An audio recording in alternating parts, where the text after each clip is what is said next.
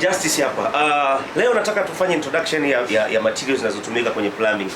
Kwenye plumbing kuna IPS, kuna PPR na bomba za chuma. Lakini leo nataka tuzungumzie tu habari ya bomba za IPS na fittings zake. Bomba za IPS ziko tofauti. Kuna original, fake na vitu kama hivyo. Lakini leo nataka tuzungumzie tu fittings tu peke yake. Habari ya bomba tutaizungumza siku nyingine. Kwenye fittings, kwa mfano kama hii hapa ni T. Hii ni T ambayo ina trade hapa mara nyingine, na nyingine ni elbow. Let's say hii hapa hii ni elbow ambayo mara nyingi hizi zinatumika kwenye kona. Sasa hii tunachoshauri ni kwamba kama unatumia bomba za IPS ni vizuri sana kwenye shower au kwenye sehemu ya kufunga angle valve, hakikisha kwamba unafunga fittings yenye chuma juu. Kwa mfano sisi hapa kwenye kazi yetu tunatumia kama hivi, kwenye sehemu ambayo inahitaji chuma tunatumia hii tunaita chrome T.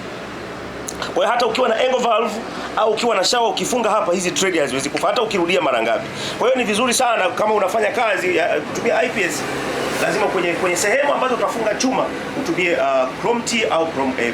Kwa hiyo kama unafanya kazi na sisi bana, sisi tunakuhakikishia ubora wa kazi, kwa maana kwenye vifaa lakini pia kwenye ubora wa kazi. Karibu sana Justice Pipes Limited. Kwenye YouTube tunatumia Justice Pipes Limited. Unaweza ukashare kwa watu wengine, usiache kusubscribe. Kama una comments unaweza kutuachia pale. Lengo ni kujenga tu, kuboresha au kushauriana kwa namna moja ama nyingine kwenye hizi kazi. Kwenye Instagram tunatumia Justice Pipes Limited. Kwenye simu tunatumia Airtel 0788 860 048. Asante sana.